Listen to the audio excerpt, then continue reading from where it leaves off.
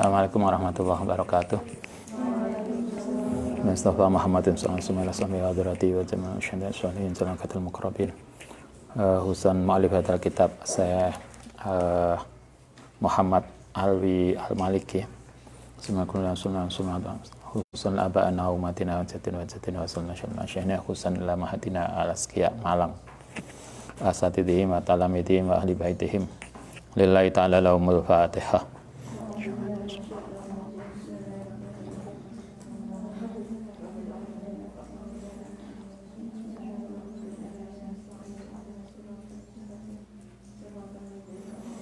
Bismillahirrahmanirrahim. Kita lanjutkan halaman 25 poin 2 ya. Bab tentang relasi antara orang tua dan anak. Yang kedua, wa minal adabi al-islamiyati, wa minal adabi lan iku setengah saking etika al-islamiyati fi hadal majali ing dalam iki pembahasan annahu kuyam bagi sepatutnya lil walidi kedua anak apa ayah lako ainto nyukur sya'ra sil mauludi ing rambut kepalane bayi. Kalau Anda nanti punya anak setelah nikah, yang pertama kemarin kewajiban orang tua adalah ngasih nama yang baik. Dipilihkan mulai sebelum nikah boleh mengidentifikasi nama calon nama anak. Yang kedua, kalau sudah lahir, begitu lahir nanti rambutnya dicukur, rambut kepalanya, kemudian wayazanahu lan nimbang hu ing roksi sumayata sodako, kemudian sedekah biwaznihi seberat rambut bayinya. Rambut bayi itu biasanya pirang gram ya? Sekilo? Pirang gram biasanya? Paling biasanya gram ya kalau bayi. Kalau biasanya orang sepuh itu ngajari gini, kalau untuk anak lah Anda kaya, mampu, maka anak itu begitu lahir rambutnya dicukur, digundul, kemudian berat rambut itu ditimbang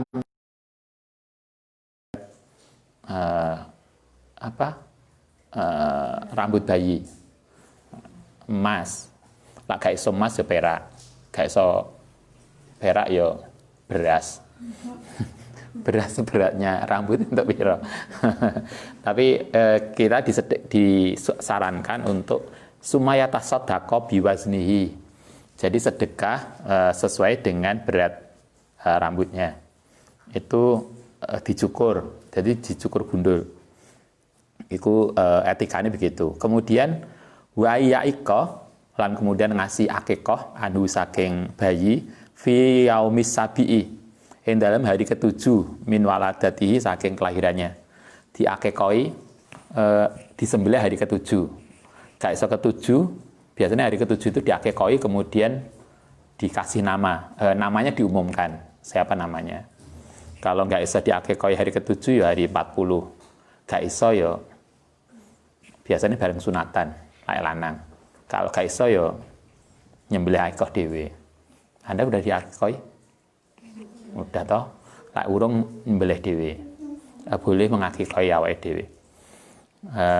Nanti bisa namanya orang tuanya, wis diakikoi belum? Kalau belum Anda bisa akikoh sendiri. Kita disarankan untuk akikoh. Wal akikoh itu tak akikoh iku sunnatun muakkadatun, hukumnya sunnah muakkad. Jadi kita sangat disarankan untuk akikoh min sunanil islami saking kesunahan Islam.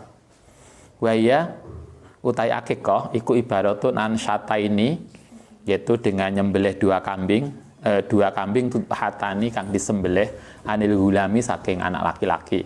Kalau punya anak laki-laki mbelih kambingnya loro. Wasatin lan satu wahidatin, kambing satu tutpahu disembelih anil jariyati saking anak perempuan.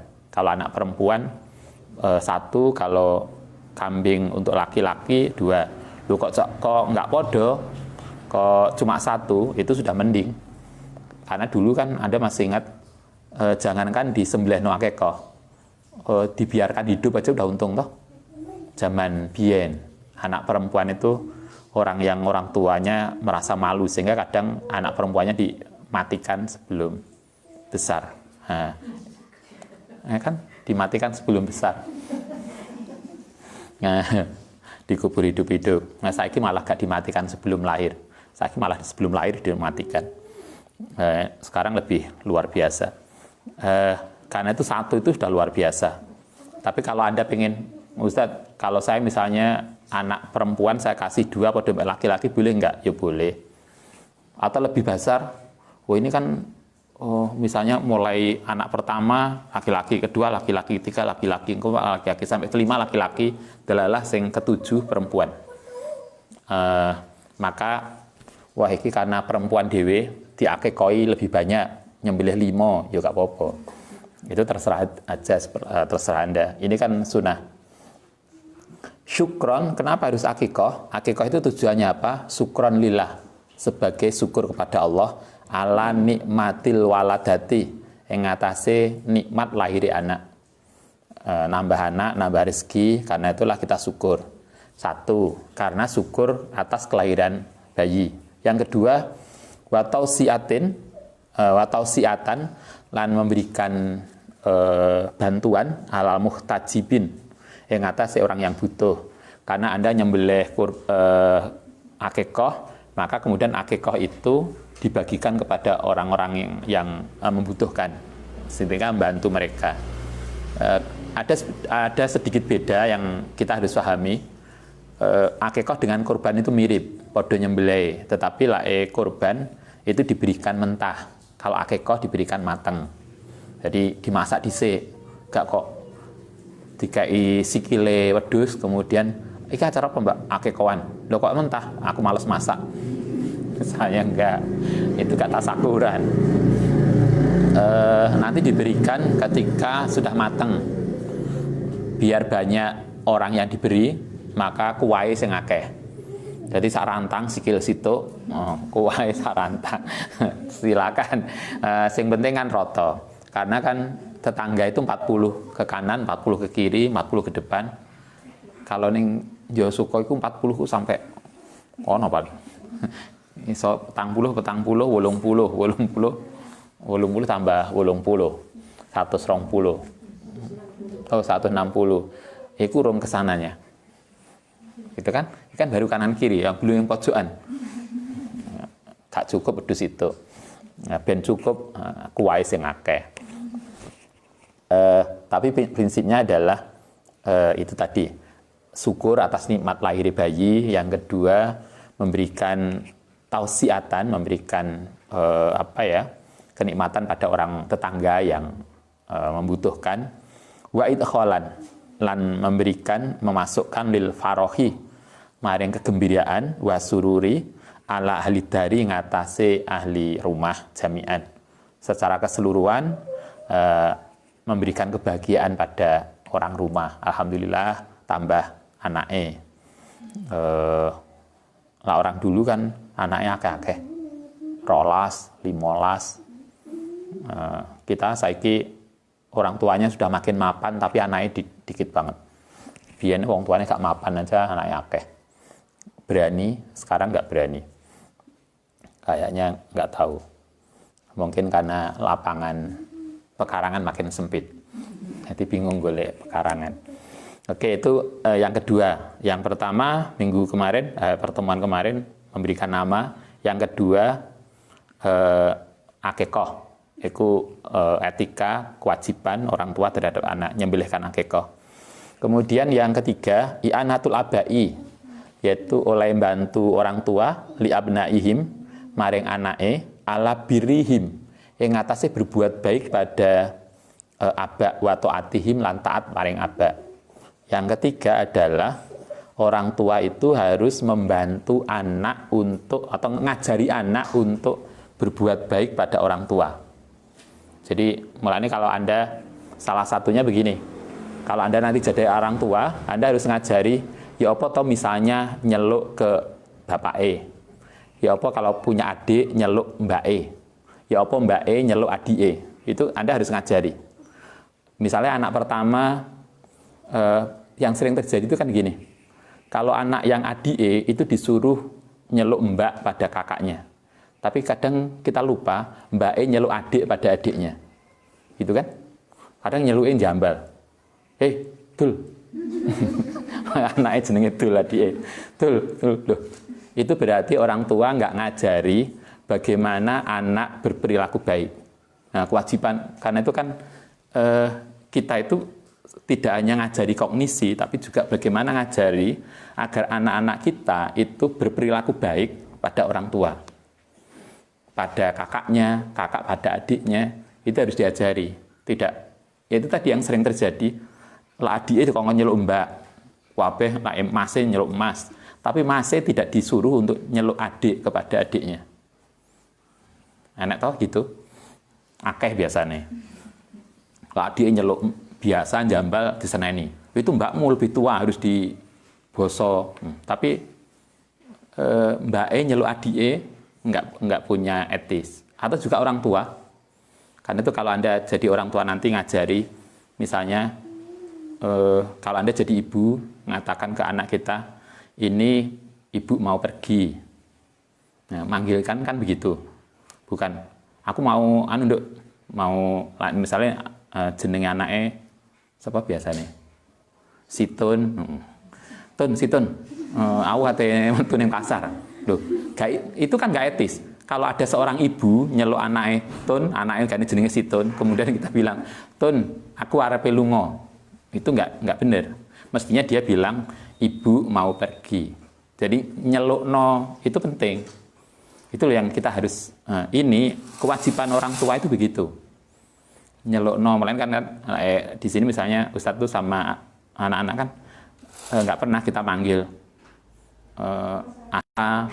Aski, kita manggilnya Adi Aski. Kenapa harus begitu? Karena kita harus ngajari nyelukne. Gitu loh. Anda kan juga harus begitu. Ini Mas Hadik, ini kakak. Kakak itu misalnya kalau Kak Safang ke kita, ke ayah, ya kakak mau, dia harus ngajari begitu ke adiknya, ke masnya. Nah, apa yang diajarkan di sini adalah bahwa orang tua, salah satu kewajiban orang tua adalah membantu anak-anaknya, ngajari anak-anaknya untuk berbuat baik pada orang tua dan yang lain. Kadang kalau nggak diarahkan nggak ngerti loh. Karena kita menjadi biasa. Itu yang bihusni muamalatihim, dengan perilaku yang baik. Wa hakimi siatihim, lan perilaku yang bijak, wa rasyidi tarbiyatihim, lan memberikan petunjuk kepada pendidikan mereka. Wa amarahum, lan perintah sapa aba hum ing anak-anak bima kelan barang yutau yang bisa dilakukan. Anak harus dibiasakan, diajari, dididik. Yang kedua ini lebih pada perilaku, ngajari anak-anak untuk berperilaku, bagaimana anak-anak itu bisa berbuat baik kepada orang tua dan taat kepada orang tua. Jadi taat kepada orang tua itu harus diajarkan. Nggak iso kemudian sering toh orang tua itu bilang, alah nanti lagi gede ngerti dewe. Enggak. Itu kesalahan. Enggak bisa karena mereka nggak tahu bagaimana mereka harus berlaku. Kayak misalnya kalau Anda punya anak, punya adik, kemudian kita ajari salaman cium tangan. Itu kalau nggak dilatih, kalau nggak diajari, kan kita juga nggak cium tangan pada orang tua. Ada toh anak itu salaman dengan orang tuanya sendiri, tidak cium tangan. Kenapa nggak cium tangan? Karena sejak kecil memang nggak dilatih begitu. Kewajiban orang tua adalah bagaimana mengajari anaknya untuk bisa berbuat baik pada orang tua dan taat pada orang tua. Kayaknya ini menjadi penting karena ini tidak diajarkan di sekolah. Sekolah itu kan hanya mengajarkan kognisi, tapi soal ini etika itu tidak diajarkan di sekolah. Maka Anda kalau nanti jadi orang tua, Anda harus ingat itu. Wa qala lan ngendika sapa sallallahu alaihi wasallam, rahimah, menyayangi sapa Allahu Allah walidan ing orang tua aana yang membantu sapa atau ngajari sapa walid waladahu ing anake ala birrihi untuk berbuat baik pada orang tua. Katakan Nabi, sungguh Allah itu akan sangat sayang pada orang tua yang bisa ngajari anaknya untuk berbuat baik pada orang tuanya. Akeh wong pinter secara akademis tapi tidak ngerti unggah-ungguh. Banyak itu. Unggah-ungguh apa unggah-ungguh ya? Tata krama. Pinter tapi tata kramanya nggak paham. Contoh paling mudah lah Ustaz nerima WA dari mahasiswa. Pak, kapan bisa ketemu? Saya tunggu di kantor ya, jam 10. Iki sopo? Iki gak mengenalkan diri, ora opo. Itu kan sebuah contoh perilaku mahasiswa. Dia pinter karena sudah mahasiswa, tapi nggak ngerti unggah-ungguh bagaimana dia berbicara pada orang yang lebih dari dirinya. Itu kan contoh dan itu sering. Yang sering banget riyoyo mengucapkan selamat hari lebaran kepada dosennya podo karo koncone. Itu kan juga nggak etis. Ini kan betapa banyak contoh orang pinter tapi nggak ngerti etika. Kenapa mereka nggak ngerti etika? Sangat mungkin salah satunya orang tuanya nggak ngajari mereka beretika yang baik. Karena itulah kita sebagai orang tua, marilah kita belajar ngajari anak kita, adik kita, keluarga kita punya etika yang baik. Salah satu kewajiban orang tua adalah bagaimana ngajari anak-anak kita berperilaku yang baik. Yang keempat, yang ketiga ngajari itu dengan etika yang baik. Yang keempat, manahul abai, mewariskan sapa orang tua abnaahum ing anake al atofa ing sikap simpatik. Kalau bahasa kita apa ya? Ngasih contoh. Orang tua itu tidak hanya ngajari tapi juga ngasih contoh. Padha mbek kita, Anda nanti jadi ibu nyuruh anake, "Nduk, nanti kalau sama ibu cium tangan kalau salaman." Tapi anak kita ketika kita salaman ambek ibu kita, ambek mbae, kita nggak cium tangan. Ini kan berarti kita hanya memerintahkan tapi tidak ngasih contoh. Kayaknya sering begitu. Lah kita padha mbek nduk ndelok ning adike mulih ning omah karena kita santri, nanti habis maghrib ngaji. Tapi selama kita di rumah, adik kita nggak pernah kita lihat kita ngaji. Sering toh. Ini nduk, lagi sekolah harus rajin baca buku. Tapi mbak mulai nggak pernah nggo buku. Biasanya, kalau santri sini enggak lah. Sing digawa mesti buku. Mestinya lah pulang nggo buku. Kalau dulu saya masih ingat, kalau dulu kita masih kuliah S1, kalau liburan kita punya grup diskusi. Liburan tuh ini, kita janjian moco karena ada 6 orang ketika itu, maka kita liburan berapa hari kita moco 2 buku misalnya. Moco 2 buku, masing-masing buku yang berbeda yang sudah kita sepakati. Nanti setelah masuk kita akan presentasi gantian. Jadi poin-poin buku itu kita presentasikan, ya 6 orang satu kelompok itu yang kita buat kelompok sendiri. Sehingga kan ketika liburan kita sesungguhnya hanya baca 2, tapi kan 2 kali 6. Kan cara baca paling mudah toh. Kayaknya santri harus gitulah. Liburan, salah satu PR santri bawa kitab. Nah, nanti begitu masuk presentasi satu-satu. Kan lumayan. Anda kan cuma baca 1 buku, tapi kali 100 santri, kan harus pada 100 buku. Nggak perlu detail, tapi poin-poinnya kan akhirnya Anda paham, oh kitab itu bicara ini, buku ini menjelaskan ini. Itu ini yang keempat ini adalah selain orang tua itu berkewajiban untuk mendidik perilaku yang baik pada anaknya, juga manahul aba, yaitu memberikan contoh kepada anaknya. Apa yang harus dicontohkan? Al-atofa, rasa simpati, warohmata, lan welas asih, wal inayata, lan perhatian. wariayata lan perlindungan. Jadi ngasih contoh yang baik, contoh bahwa orang tua kita itu sangat perhatian pada kita. Ada orang tua mengatakan, saya ini, ayah ini sangat perhatian loh pada kamu. Tapi kan anaknya gak ngerasa lah diperhatikan. Itu yang ini. Yang penting adalah bagaimana kita perhatian pada anak. Wafil hadisi, lani kuin dalam hadis, anak Aqra ibnu Habis, saat temani Aqra ibnu Habis, iku kola. Inna li, saat temani li kedua yang suno sopo asrotan, ono 10 minal waladi saking anak. Kata Aqra, saya itu punya 10 anak. Kayaknya nggak banyak 10 itu. Pak zaman biyen 10 kan nggak banyak. Saiki aja wis nggawa anak papat cilik-cilik. Iku anaknya kabeh ta, Mas. Dulu masih anak-anak masih kecil-kecil. Jadi sekarang juga masih kecil. Dulu cik kecil, kita pergi kemana, leren yang warung, makan, metu ke mobil, brundul, papat. Ditanya orang, niku putrane sedaya ta? Kok koyo ngumun dan anak papat 5 itu. Padahal kan kita merasa mbah kita lo anake 12. Iku ya urip. Ya dadi wong. Iya. Mbah Ibu Nganjuk itu familinya adiknya 11. Bapak itu saudaranya 13 atau berapa? Ya dadi wong, gak sing gak dadi wong. Nah, mosok kita duwe anak papat aja rasanya wis heboh. Anda harus lebih banyak lah, jangan kalah dengan ibu. Kan begitu.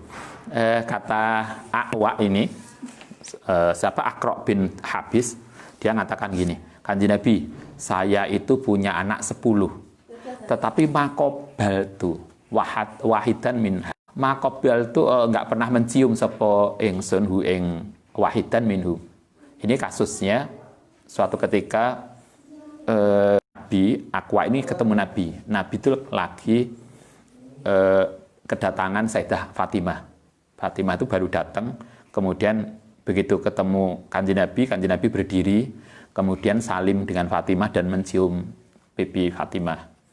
Perempuan, Anda bisa bayangkan, Nabi mencium anak perempuannya di depan umum, yang ketika itu anak perempuan itu tidak lazim, karena yang dibanggakan anak laki-laki. Tapi Nabi di depan banyak orang kemudian sangat care dengan anak perempuannya.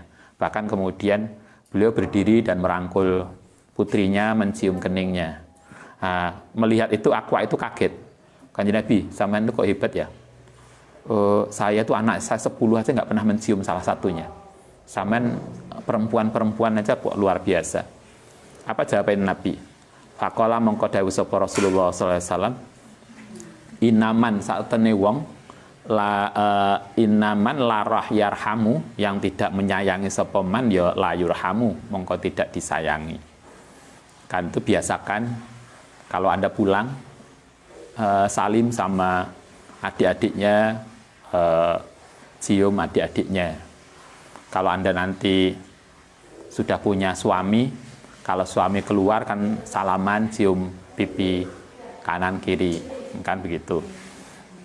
Kalau sekarang kan belum.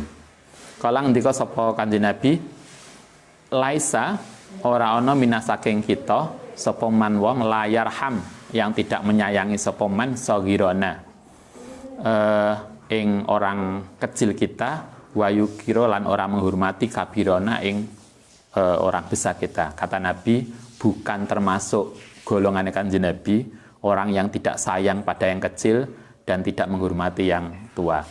Itu yang keempat.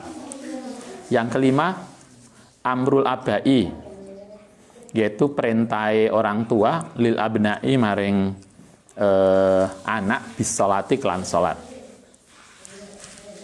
Kalau tadi terkait dengan ngasih contoh tentang etika, Anda bisa lihat kalau kita mengikuti kitab ini, perintah sholat, kemudian perintah untuk belajar sekolah, itu didahului oleh perintah untuk ngajari anak pada perilaku. Sehingga karena itulah kalau nanti Anda jadi orang tua, sebelum anak itu sekolah, anak harus dididik dengan perilaku yang baik. Jadi kayak kita tuh kan sering begini, perilaku anak ketika sekolah itu hanya belajar kognisi tapi tidak belajar tentang perilaku yang baik. Yang kelima, amrul abai lil abnai bis sholati kelan salat. Idza balagha nalikane sampai sapa al wahidu salah satu dari mereka minhum sab'a sinina ing umur 7 tahun. Kenapa harus begitu? Lian sa'a supaya tumbuh ala hubbiya ing atase seneng maring salat. Wa ta'alluqi dan berhubungan biya kelan salat. Umur 7 tahun harus dibiasakan salat. Agar dia senang sholat umur 7 tahun. Umur 7 tahun itu umurnya adik-aski. Ini umur 7 tahun. Ya, harus sudah biasa sholat. Harus dilatih dengan sholat. Summa dorbuhu. Kemudian mukul ing anak inda tarkiha. Nalikani meninggalkan sholat. Itu idza balagha. Nalikani sampai asrosinina ing umur 10 tahun. Kalau udah umur 10 tahun, maka dia harus dipukul, dikasih punishment ketika dia tidak sholat. Tapi mukulnya bukan untuk menyakiti loh ya. Wah, anaknya 10 tahun gak sholat digawano pentungan. Mukulnya itu punishment yang tidak menyakiti. Li'alaya ta'awada. Kenapa harus dipukul? Li'alaya ta'awada, supaya tidak terbiasa sopo anak tarkaha yang meninggalkan sholat. Wajafaha lan menyanyiakan sholat. Itu umur 10 tahun. Watafriku lan memisahkan bainahum antaranya anak fil madoji dalam tempat tidur. Umur 10 tahun anak sudah harus dipisah, laki-laki perempuannya, anak dan orang tua. Kayak ntar lagi adik-aski harus tidur sendiri. Watafrik, harus dipisah tidurnya. Jadi ini anak dan orang tua harus dipisah. Umur 10 tahun udah harus mandiri. Kemudian laki-laki kalau punya kakak dan adik laki-laki dan perempuan harus dipisahkan. Itu yang kelima. Yang keenam, ihtimamul abai, memperhatikan orang tua bitakdibi abnaihim, kelawan pendidikane anak-anake wa ta'limihim lan pelajarane wa tahdihim lan pendidikane. Setelah itulah baru kemudian mulai dikirim untuk sekolah. Jadi ketika sekolah itu anak sudah ngerti tata krama, sudah ngerti etika. Sekarang tuh sekolah ngerti kognisi, pinter tapi nggak ngerti etika. Kan itu kan banyak toh keluhan para guru. Sekarang para guru kemudian balik. Biyen lek gurune nyenani murite nyubit, wong tuane gak trimo. Saiki basa wis dikek sekolah kabeh, sekolah di rumah. Saiki orang tua terasa betapa nggak mudahnya didik anak itu. Anaknya telu kabeh online. Wis bingung. Iki online kabeh, wis bingung kabeh. Sing stake online karo turu, stake online karo mangan. Sing njaluk sarapan. Ternyata betapa nggak mudahnya kita. Karena itu kalau kita ngaji ini mestinya jadi mendidik anak etika itu sejak kecil. Ketika anak masuk sekolah, mereka itu sudah ngerti etika. Paling enggak bagaimana terhadap guru, bagaimana kepada yang lebih tua, bagaimana kepada teman, mereka paham. Fakat qala teman-teman ngendika sapa Rasul Allah taala ya ayyuhalladzina amanu ku anfusakum wa ahlikum naro. Ku njaga sapa sira anfusakum ing awakmu dhewe wa ahlikum lan keluargamu naron ing neraka. Kala ngendika sapa Ali radhiyallahu an, Sayyidina Ali, alimu ngajarono sapa sira hum ing anakmu wahadibu lan tegese ndidika sapa sira hum ing mereka. Jadi pendidikan anak itu sesungguhnya adalah tanggung jawab orang tua yang kemudian karena kita tidak bisa untuk mendidik sendiri, kemudian diserahkan pada guru. Kala ngendika sapa Hasan, Sayyidina Hasan radhiyallahu taala, maruhum perintah sapa sira hum ing anak bi taatillahi taala. Kelan taat maring Allah taala. Apa yang harus kita ajarkan pada anak kita? Satu, diajari taat kepada Allah. Kemudian yang kedua, wa alimu lan ngajarono sapa sira hum ing mereka al khaira ing kebaikan. Diajari bagaimana ibadah taat pada Allah dan diajari bagaimana berperilaku baik. Wa fi tarikh al-Bukhari, dalam tarikh Bukhari marfu'an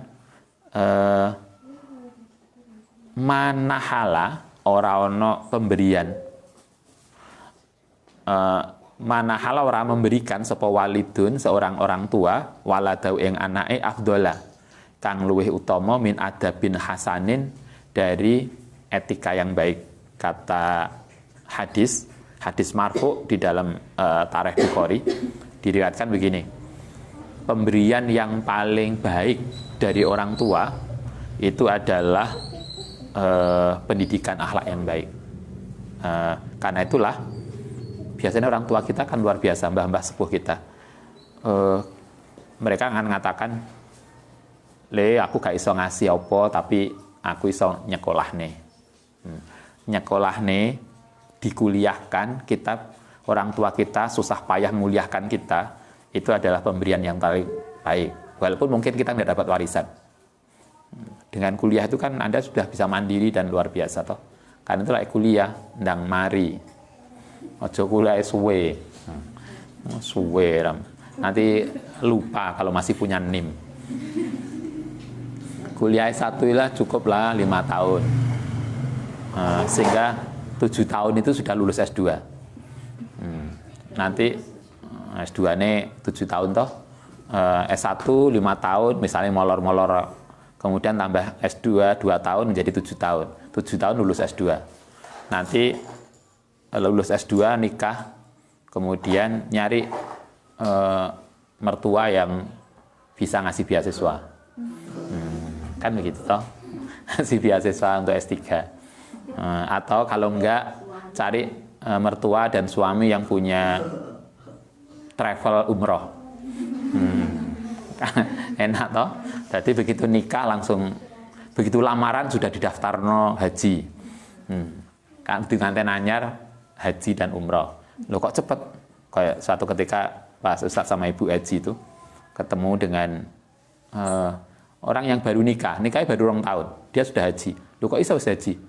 Nggih, begitu lamaran sudah didaftarno. Lho kok iso? Maratuane agen travel haji. Nah, itulah luar biasa. Anda bisa carilah, kan akeh toh pengumuman agen haji. Dia punya anak laki-laki.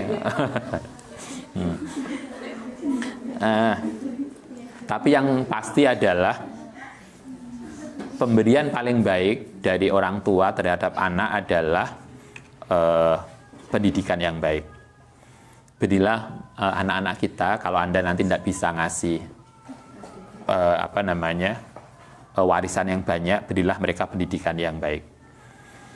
Wa an Jabir ibnu Samurah radhiyallahu an marfu'an hadis marfu' li ayu adiba utawi pendidikane sapa rajulu begini li ayu adiba rajul utawi pendidikane seseorang waladau ing anak iku khairun luwih bagus lau kedhi rajul min ayata sedekah ento sedekah sapa man bisain kelan 1 sok.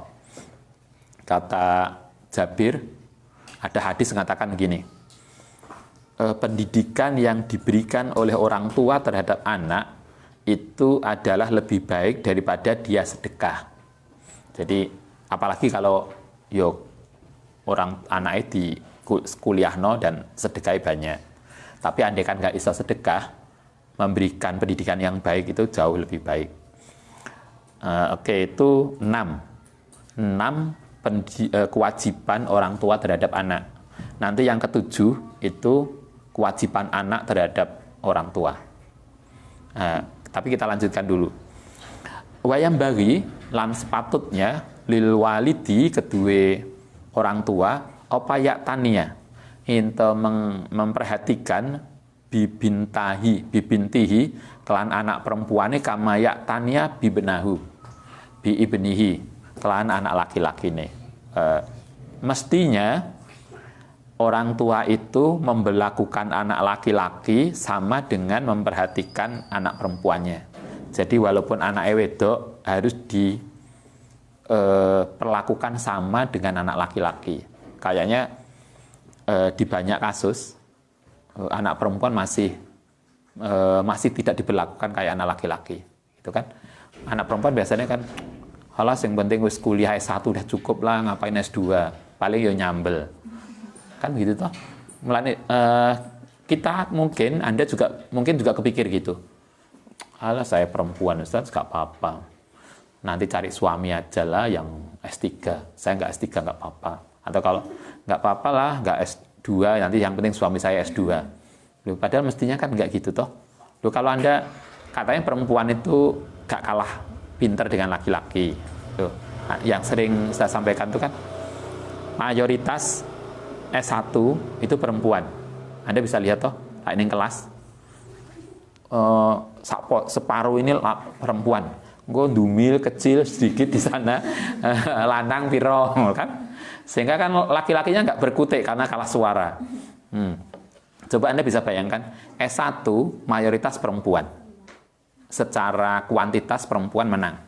Kemudian dari sisi kualitas yang lulus cepetan biasanya juga perempuan, sing ranking 3,9. Kalau Anda kan berapa IPN Anda? 4,5. Nah, yang di atas 35 itu rata-rata kan perempuan toh. Kalau di beberapa fakultas di kampus kita, beberapa fakultas itu kan ada yang 4 tahun lulus, 4 tahun wisuda, biasanya 15 atau 20%. Itu biasanya perempuan. Artinya secara kualitas perempuan lebih. Sing laki-laki kan biasanya IP-nya kan 2,5, terus bulet, yo ono sing apik. Tapi biasanya mayoritas perempuan. Anda bisa bayangkan kalau yang mayoritas secara kuantitas S1 perempuan, secara kualitas itu mereka mendominasi, maka mestinya di S2 perempuan juga harus mendominasi. Gitu kan? Coba Anda lihat nanti kalau sudah masuk S2 kan makin imbang laki-laki perempuan. Biasanya meh podo. Nah, padahal perempuan ini kan kualitasnya bagus, tapi nggak melanjutkan ke S2. S2-nya imbang. Nanti masuk S3, nggak ono biasanya perempuannya. Sing masuk S3, yang laki-laki tadi, yang IP-nya pas-pasan tadi. Nah, akhirnya kan yang lulusan S3 itu kan kita bisa lihat. Mestinya yang lulusan S3 itu yang kualitas yang bagus, yang dari perempuan tadi. Mestinya begitu. Kita diajarkan di sini begini. Kita mestinya memperlakukan anak perempuan itu sama dengan anak laki-laki. Kalau mereka mempunyai kemampuan, mereka mestinya dipersilahkan untuk sama. Wa yurbiyatiha lan mendidik sapa walid ha ing anak perempuan alal kamali ing atase sempurna wal waqori. Wa yukalmilaha. Artinya anak perempuan pun mestinya dikasih kesempatan pendidikan yang sempurna, yang tidak dibedakan selama mereka mempunyai kemampuan yang cukup. Satu, secara pendidikan harus disamakan. Yang kedua, wayu kamiluha bil adabi, menyempurnakan sapa walid ha ing anak perempuan bil adabi kelan etika, wal hayai lan rasa malu. Nah, ini yang kayaknya kita perlu PR besar. Anak perempuan kita diajari punya rasa malu. Karena itu kan marilah kita ajari anak didik kita, anak-anak kita, keluarga kita, sing perempuan, agar ngertilah aurat. Sering toh, lah ini TV loh, tampil acara apa, biasanya apa itu? Yang nyanyi atau apa ya? Apa namanya? Kompetisi toh? Ya kok kompetisi? Lomba. Lomba-lomba lagu atau apa? Anda bisa lihat, ibu kudungan brukut, anak ku pakai pakaiannya adik. Kan? Loh, pakaian loh, kenapa kok anaknya tidak diajari pakai pakaian yang podo mbek ibuke yang muslimah tadi? Kan aneh banget. Cobalah kita, dan itu sering. Kita sering tahu lihat ibu-ibuke atau lae pas riyo lebaran, ibuke pakai pakaian blukut no anaknya gaya nggak karu-karuan. Karena itulah diajari punya rasa malu. Karena itu wayam na'aha lan mencegah sapa orang tua ha ing anak minat tahattuki saking pakaian terbuka. Kadang ya mungkin di rumah gawe pakaian pendek, terus pakai apa namanya? Sing top tank. Apa namanya? Top tank ya? You can see, terus celonoan pendek, enggak lah. Walaupun di rumah pakailah pakaian panjang, celonoan. Ojo pakai pakaian pendek. Sering, yuk kita kan sering lari ke kampus, kos-kosan. Mungkin mereka memang di kosan. Coba kan di dalam kosan kemudian pakai kaosan sama celana pendek. Itu kan yo enggak pada tempatnya. Nah, itu nanti PR Anda kalau Anda jadi orang tua. Awasi anak-anak kita walaupun sudah di luar rumah. Wa tahatuki, wa tabaruji. Tabarut itu berias yang berlebihan. Sing motone diijo terus anak to sing wis akhirnya kan kita tuh melihat tuh takut sendiri. Nek mahasiswi kuliah sing arise dikerik terus suatu ketika masuk kuliah Ustaz, kita tuh melihat itu malah iki apa yo? Kita kok grogi dhewe ndelok. Bukan tambah ayu tambah menakutkan. Loh ada. Kadang satu nyindir, yo lek macak ngono kuwi kono lah ning pesta kono lah. Aja ning kene. Ning kene kita itu yang takut melihat ini. Tampilan-tampilan. Itu tabarruj. Kalau Anda jadi orang tua, bahwa anak wedok itu harus tampil modis, itu benar. Harus cantik, itu benar. Tapi kalau sudah tabarut, itu tidak benar. Itu biasalah. Lawis ayu itu kan disepet sedikit aja kan, wis kita ayu toh. Apa benar ya disepet? Istilahnya kayak sepeda motor di dandani, itu kan wis. Nah, dasarnya ayu kan udah sederhana kan, udah cantik. Itu yang harus diperhatikan. Dandanan anak kita. Mulanya kadang Ustaz itu kan ini ke asa pakai celana. Kalau tidur pakai celana. Kenapa harus pakai celana? Karena kan kadang tidur itu kita nggak tahu lari kemana. Itu kan. Nah, itu kan kita harus jaga. Itu benar. Kalau misalnya kalau di pondok Kak Safa itu kan semua santri perempuan kalau tidur harus pakai celana. Nggak boleh nggak. Itu untuk jaga lah pas melayu, mimpi melayu. Engkau pas tidur mimpi melayu atau mimpi renang, itu kan nanti kan keliru kabeh. Mulanya kan harus jelas. Artinya jaga ini penting. Jaga itu penting. Itu yang harus kita arahkan. Wayak muruha dan perintah kita lanjutkan sampai akhir bab 6. Wayak muruha bisolati kelan solat, wasyami lan puasa, wasodaki lan sedekah, wal afafi dan menjaga diri. Waliyak lama lan supaya ngerti sapa orang tua biana syarafahu. Sak temene mulyane wong tua iku mau kudun bisyarafiha kelan mulyane anak. Mulyane orang tua itu karena suksesnya anak. Wa sum'atahu lan populernya orang tua itu bisum'atiha kelan populere anak. Karena itu kalau anaknya sukses, anaknya baik, orang tua juga kebawa baik. Sebaliknya lah anaknya jatuh, orang tua juga akan kebawa. Orang Jawa apa namanya? Peribahasa Jawa betul namanya. Lah anak kepradah gitu ya. Oh, bukan lah ini kan ada toh kalau anak berbuat salah maka orang tua akan ikut terseret. Apa itu, Pak? anu nih. Ini wong Jawa kabeh kok ya.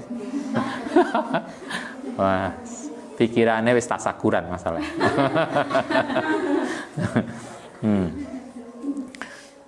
Wal yahtar, tugas orang tua lagi, wal yahtar lan memilihkan laha maring anak perempuan zaujan solihan, golekno suami.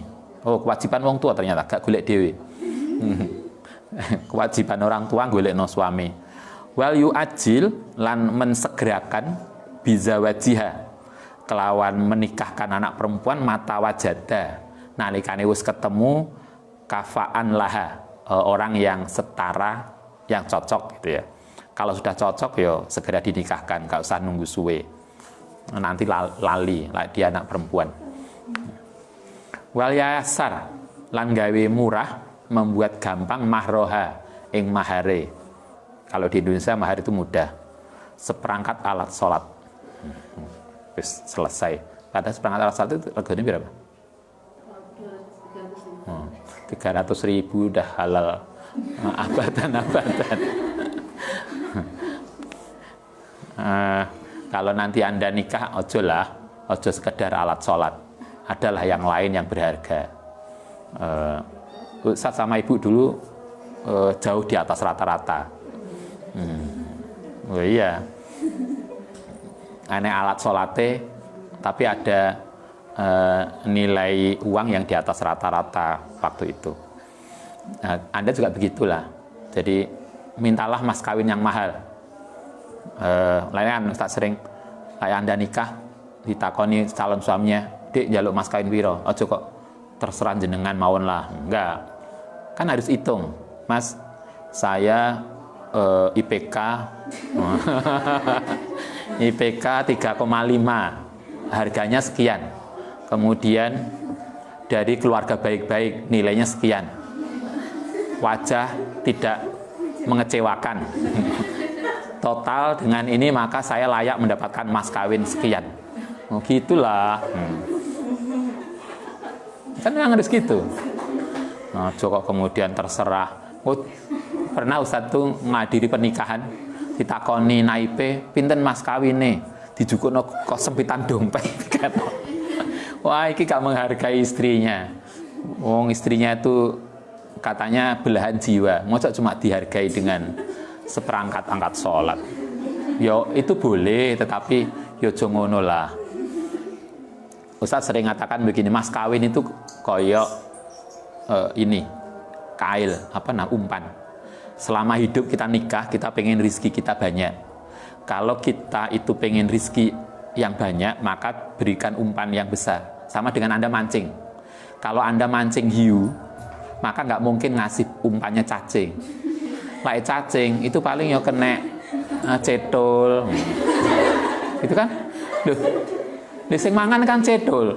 Kan nggak mungkin dimakan hiu. Nah, kalau pengen dimakan hiu, carilah umpan yang besar. Kalau artinya gini, kalau kita pengen rezeki kita lancar, rezeki kita besar, berikanlah mas kawin yang juga tidak sedikit. Karena itu tafaulan sebagai doa agar rezeki kita setelah nikah itu banyak. Gitu loh. Biqadril mustatoi, kelan kadar orang yang mampu. Wal yabhas lan becik mendiskusikan sapa orang tua andini zaujiha, saking agamane suaminya anak. Khotibah tegese yang lamar. Yang perlu didelok pertama calon suami itu adalah din loh ya, macane bukan dain loh ya. Iki padha karo arokate. Oh diwaca daini, anta ini zaujiha utange. Bukan utange yang didelok. Ini kan tulisannya podo, bisa diwaca din, bisa diwaca dain. Kalau Anda baca dain jadi hutang.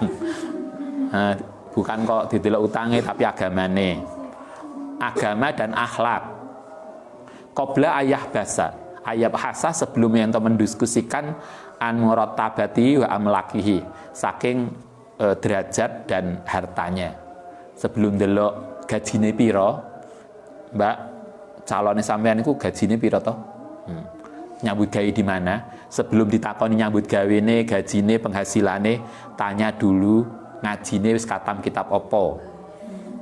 Mas sampean kok wani nglamar aku wis katam kitab apa gitu? Tapi Islam belum. Saya sudah ngaji kitab adkar sampai khatam morong. Kan gitu toh. Suami kan harus sudah khatam lebih dulu. Suaminya kalah khatam ya susah lah. Kita diajarkan bukan itunya tetapi akhlaknya dan seterusnya.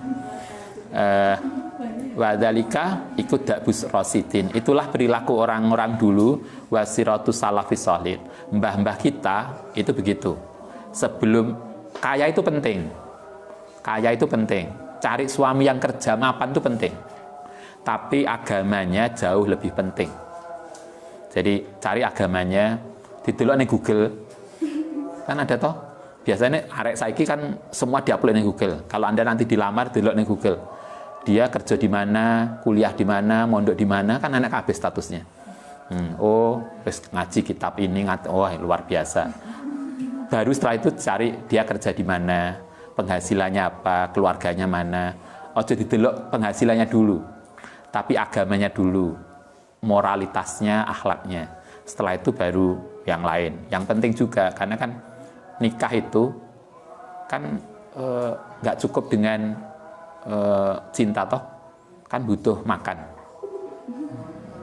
Gak punya penggawean yo suwe-suwe diusir mertua. Karena itu kan pekerjaan calon suami kita itu penting, tapi akhlak dan agama jauh di atas itu. Itulah yang harus kita perhatikan. Nanti kalau Anda ditanya, gua metu kok kene lagi metu ning gone Pak Jamal, enek sing nakokne. Ditakoni dulu akhlaknya kayak apa, agamanya apa, mondok neng gone Gus Is apa mondok teng ndi misalnya. Baik, Al-Fatihah.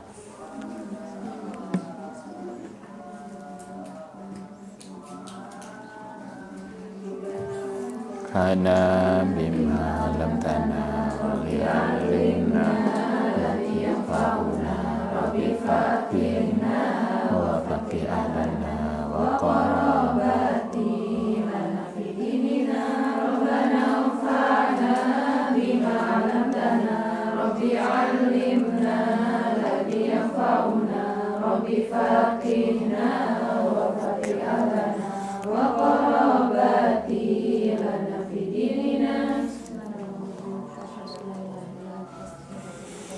Assalamualaikum warahmatullahi wabarakatuh.